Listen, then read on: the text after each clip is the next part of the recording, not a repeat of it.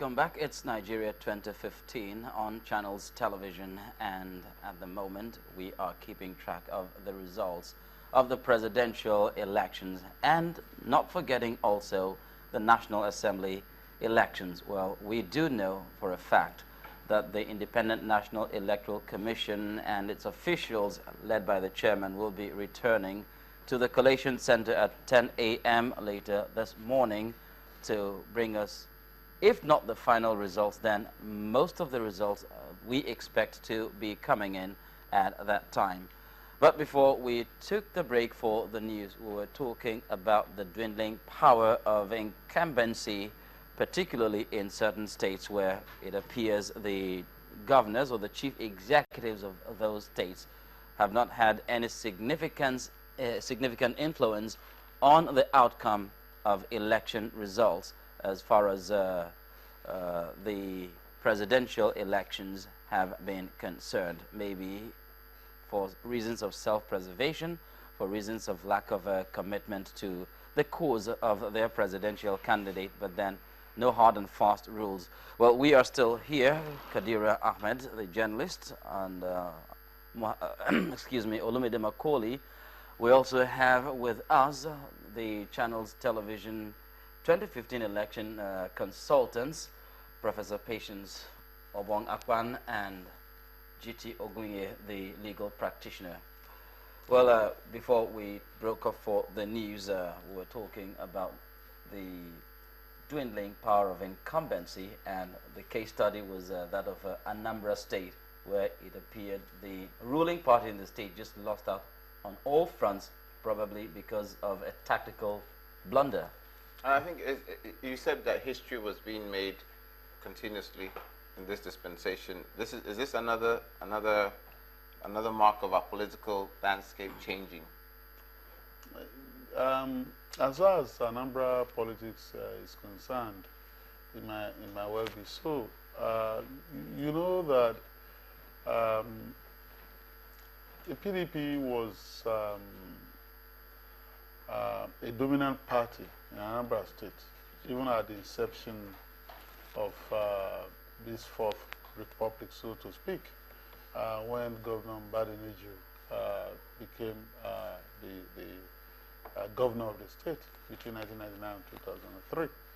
And thereafter, you know, ABGA upstage the party again, Dim Chukwemeka Ojukwu was alive, and of course, by sheer force of his personality and because of the symbolism of his leadership in the party, he was able to aggregate support of number of supporters in Anambra and other states when ABGA, you know, came on the ascendancy. And don't forget too that at the point he was a presidential candidate. But now he's no longer around. He can't be around forever. God rest his soul. And since his departure, the center could no longer hold for ABGA. ABGA have been beset by intra-party squabbles. They've had long litigations regarding the leadership of the party, Shekwa Sokere and Ito Ume and all that. And so, by and by, the party started losing grip, so to speak. And because the PDP still the party at the center, and because that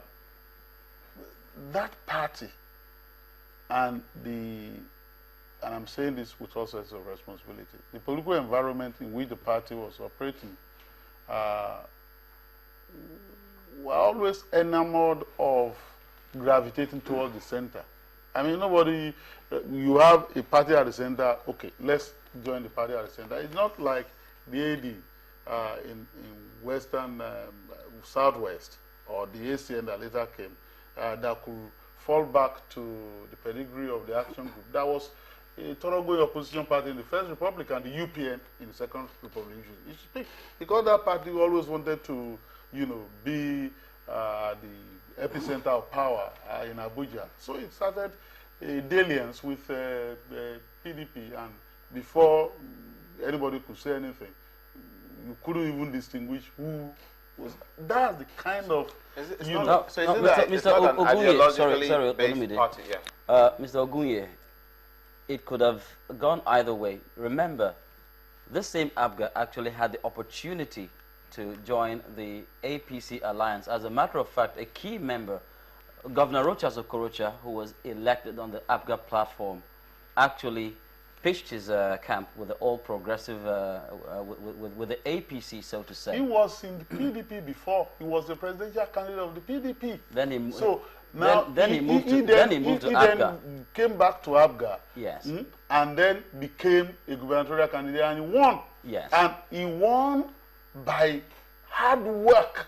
The election that led to his emerging as a governor was against an incumbent PDP governor, if you recognize. Yes. So and he got there, and he felt that his party was having a problem, and so he decided to, as it were, merge with the emergent APC. Then, you know, the point and even then, even then, it's still, you know, sorry. Well, go on. actually, even if he were part of ABGA, even if he still were part of ABGA, he still lost to the People's Democratic Party, whichever way, because if, you know, he was carrying the party by sheer force of will, hard work and all that, supposing he was still a member of ABGA up till now, it appears he still would have suffered the same fate that ABGA suffered in Anambra No, it's State. not. It's not certain. It's not certain. What I'm saying is that ABGA, and I will just anchor, ABGA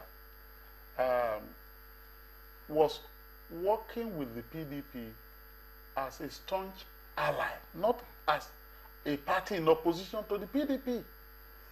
Can I ask you this? You made And so reference. because of that, Yeah. you know, it's possible that, you know, in I use the word cloak and dagger politics. It's possible that while that rapprochement was on, while that, you know, understanding was on, there was always the possibility that there were people who were going to upstage the members, even while they were pretending that they were in alliance. Yeah. I want us to go back to history because you referenced the fact that, or like say a party like the AD, which always had roots it could run back to, whether it is the UPN roots or the Action Congress roots, ABGA doesn't seem to be rooted in anything.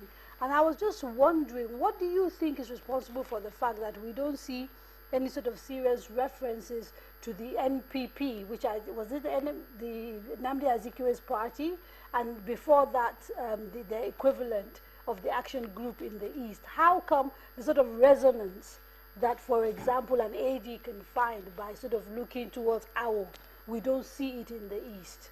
We see it, but exactly what we see is what is playing out in the First Republic. The NCNC That's the one, yes, that's the one was that's for. in alliance with the NPC, National People Congress. They formed a coalition government. As a matter of fact, it was that coalition government that used its power at the center to wreak havoc in Western Nigeria by declaring a state of emergency there, and then at the end of the day, I was sent to prison. So that happened, and it's because I said enamored of going to the center. in this Second Republic, NPP, and there was an alliance, even when it was not a parliamentary system of government. Just that some members of their party will eventually become ministers, and so on and so forth. And so, in this dispensation, I'm saying that even when that party ought to, I mean, there is nothing wrong in a party, you know, reaching over its domain and, you know, to forge a more national outlook and all that. No, there's nothing wrong with that.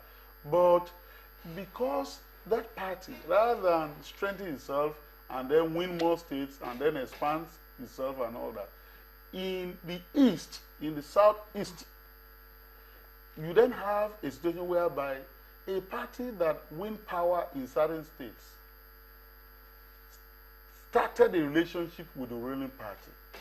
And then perhaps, you know, considering to what he said earlier, put the people in a situation of quandary to then begin to wonder are they not two sides of the same coin? If you vote for one party, is it not going to be tantamount to voting for the other party, and so on and so forth. And so there is no demarcation, and there is no distinction deliberately, put out by the party. I listened to the governor, assiduously and very energetically campaigning for the candidate of the other party. Of course, they don't have a presidential candidate.